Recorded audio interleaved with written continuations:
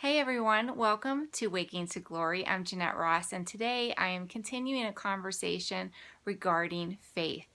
We were talking yesterday about Romans 12:3, and that the faith that we have is not even our own. It's God's own faith. He gives us the gift of His faith and gives us each a measure of faith. And so when God is interacting with us, He's not expecting us to stir up this faith and have this certain amount in order to see miracles in our life, like healing and salvation and deliverance.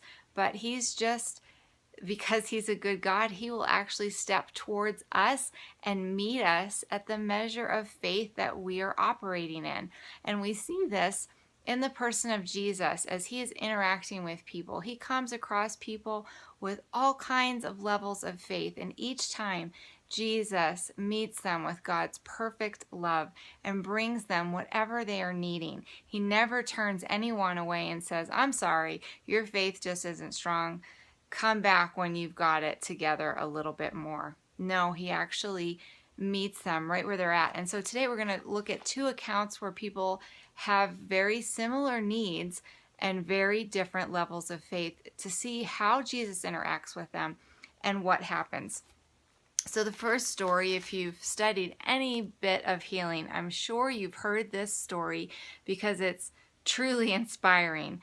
In Matthew chapter 8, we see a Roman army captain. So this isn't somebody that's grown up in the Jewish tradition, probably has never gone into a synagogue.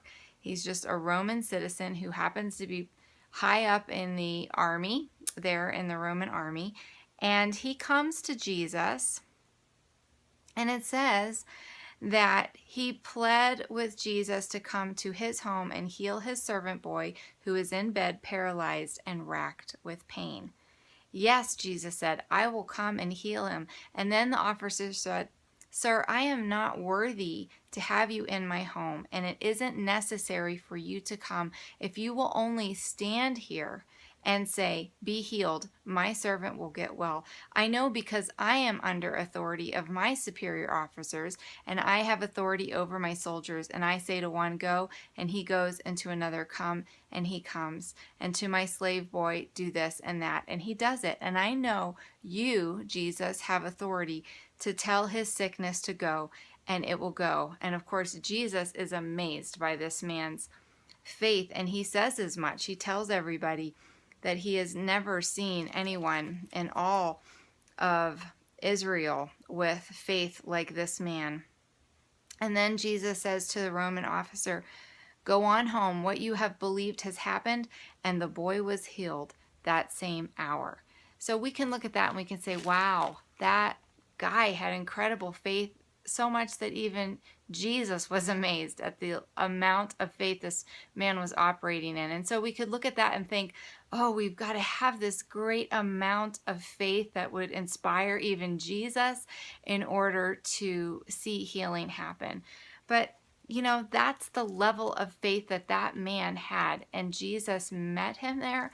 And so even at first when the man was saying, "Come with me and heal my servant," then he changed his mind. It was almost like his faith increased in that moment, and he said, "No, you know what?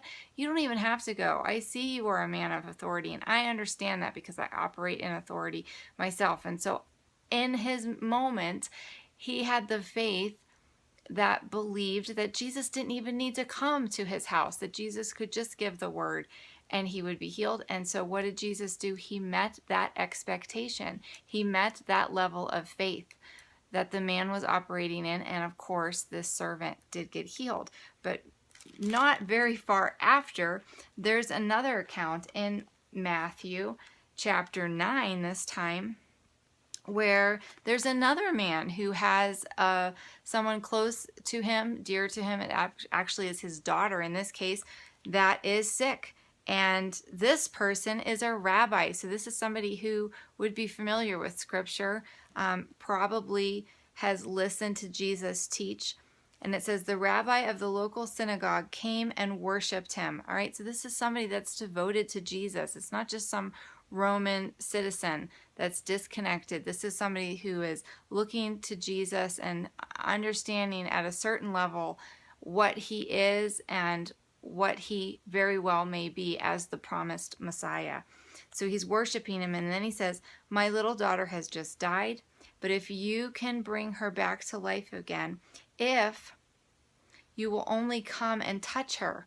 So this man's level of faith is that he needs Jesus to come to his house and touch his daughter. And if Jesus can do that, he believes that his daughter will be healed. So quite different than the Roman officer who is saying, "You don't even need to come to my house.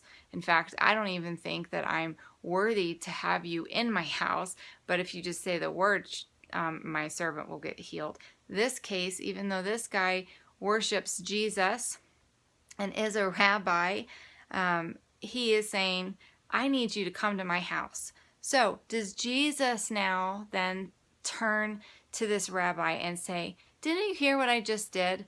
Just a few pages back, didn't you hear that I don't need to go to your house? That there was a man who was a Roman citizen that believed that I just needed to say the word and his servant was healed? Come on, this is your daughter. Where's your faith, man?" "No, I'm not going to go. You need to wait till you have the faith to know that I can heal just by giving my word." No, he doesn't do that at all. He doesn't even talk about that man. He doesn't rebuke the rabbi. He doesn't say anything about these past incidences and where Jesus is healed. Instead, he goes. He sets out and he goes. And when Jesus arrived at the home, it says, so there we know Jesus went to this man's house. And later on it says, Jesus went into where the little girl was lying and took her by the hand, and she jumped up and was all right again.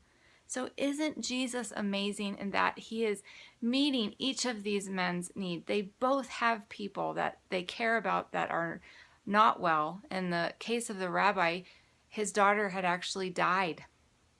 And he's asking Jesus, "Please come and touch her." And that's exactly what Jesus does. He goes in to the daughter and takes her by the hand. He touches her.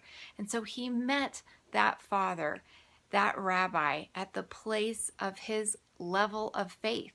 He didn't ask the rabbi to have a greater measure, and he didn't make him feel bad for not having the same amount of faith as that Roman soldier. He met him where he was at. And so that's my encouragement to you. Don't let yourself get into that trap of thinking that you need more faith in order for breakthrough. The measure of faith that you've been given is enough. And let Jesus come and meet you in that place of whatever level of faith you're operating in and bring you the miracle that you were waiting for. So be blessed, guys.